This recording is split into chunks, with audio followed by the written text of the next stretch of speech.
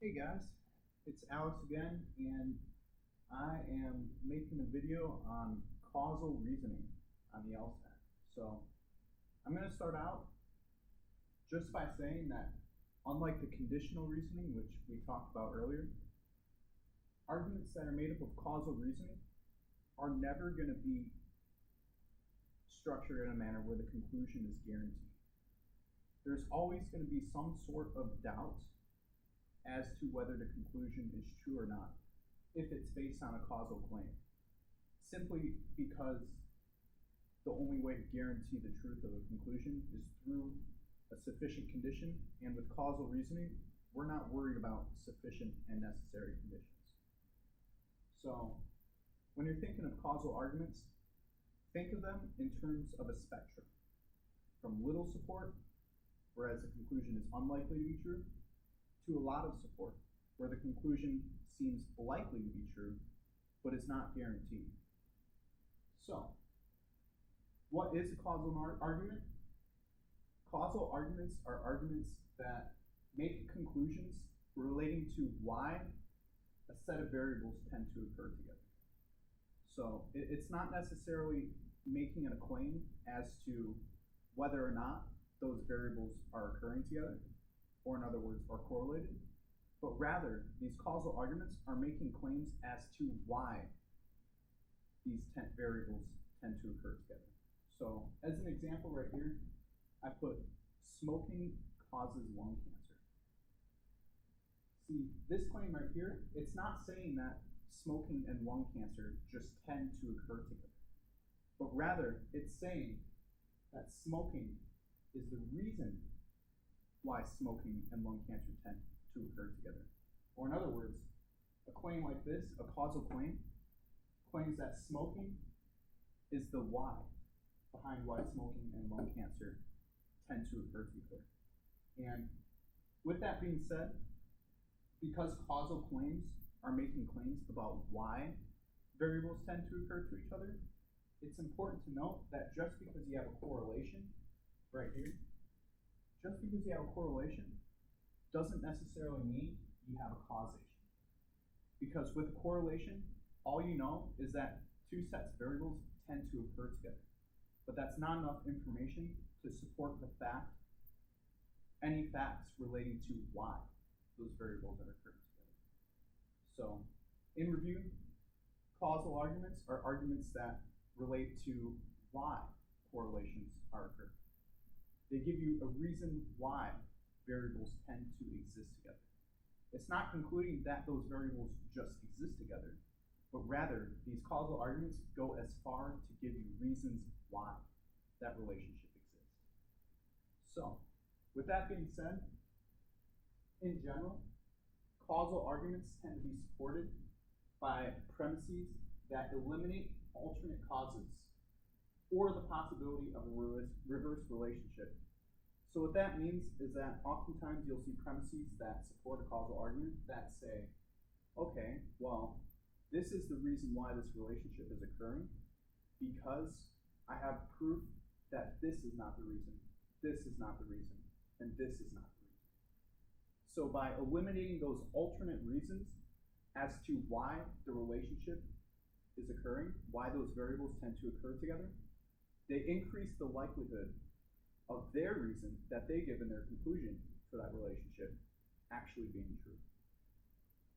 And also, you'll also see that sometimes they will make premises to support their causal conclusions that provide evidence against the existence of a reverse causal relationship. So, for example, in this causal relationship right here, smoking is claimed to be the reason why smoking and lung cancer tend to occur to each other. Whereas a reverse causal relationship would be a causal relationship that claims that lung cancer is actually the reason why smoking and lung cancer tend to occur to each other. So that would be a claim like, okay, people tend to smoke more because they have lung cancer. And that's why lung cancer and smoking tend to occur together. That would be an example of a reverse causal claim. And sometimes you'll see premises in support of a causal claim that eliminate the possibility of reversal or provide evidence against the possibility of that reversal of the causal claim.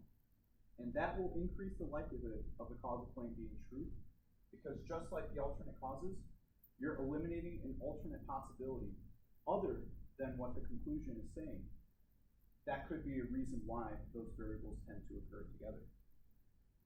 And on the contrary, if you want to weaken a causal claim or a causal conclusion, what you can do, or what authors will tend to do, is introduce evidence for the existence of new alternate causes.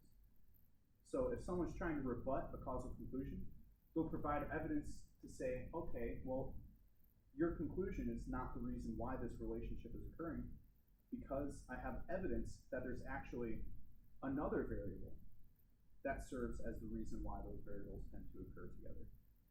So that could be a way to weaken a causal argument. And likewise, providing evidence towards the reverse relationship could also be another way to weaken a causal argument. So, for example, if I were to provide evidence that, even though it's not reasonable in real life, but if I were to hypothetically provide evidence that lung cancer is the reason why smoking and lung cancer tend to occur to each other, that would weaken the causal claim that smoking is the reason why they tend to occur to each other. Because I just provided evidence for an alternate cause, in this case, a reversal. So, another way that people tend to support causal arguments is by providing evidence that a set of variables does, in fact, tend to occur to each other. So, while a correlation is not sufficient for causation by itself, you need to have a correlation in order for causation to be a thing. Simply because causation is the reason why a set of variables tends to occur to each other. And in order to make an argument about why a set of variables tends to occur to each other, you need to have a set of variables that tends to occur with each other in the first place. So by providing evidence that those variables tend to occur to each other and establishing the existence of that correlation, you can strengthen the claim of a causal conclusion, although it's not sufficient by itself to make a strong claim on causality. It will still strengthen the existence of the causal conclusion simply because it makes the cause possible. Whereas without the correlation, it's impossible. Because, like I said earlier, in order to make a claim about why two things tend to occur with each other, you need to have those things occur with each other in the first place. That needs to be established. So, by introducing that data, that is often used as a premise in support of a causal claim, simply because that relationship, that those variables occur together, has to occur before you start reasoning why that relationship is occurring. So that kind of leads me to my next point here, is that another way that authors will tend to support the causal arguments is by providing evidence that the data used to establish that the set of variables tends to occur to each other is in fact of good quality, or in other words, has a strong sample size and is representative of the population and is free of bias. So by establishing that the data is strong, that establishes the existence of those variables tending to occur to each other, you're making it more plausible that those variables do in fact tend to occur with each other, which is necessary to conclude in order to start thinking about why those variables tend to occur with each other. So, on the flip side, if you want to weaken a causal claim on those grounds, what you could do is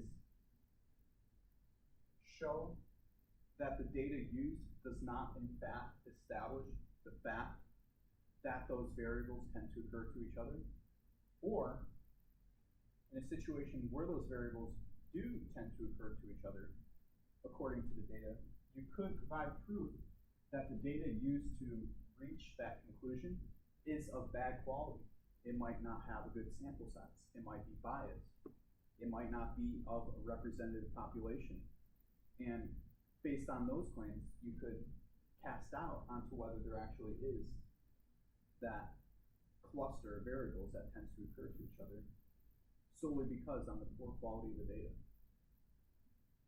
So that is the very basics of causal reasoning. Like I said, causal arguments make claims as to why variables tend to cluster together. And those claims can be supported by eliminating alternate reasons why those variables might be clustered together, eliminating the possibility of a reverse causal relationship, and by showing data and showing that the data is of strong quality, that the clustering tends to occur in the first place. So that's the very basics. There is more to it, so I recommend seeking out other resources to bolster your understanding of this concept, but that's the very basics of causal reasoning. And thank you for watching.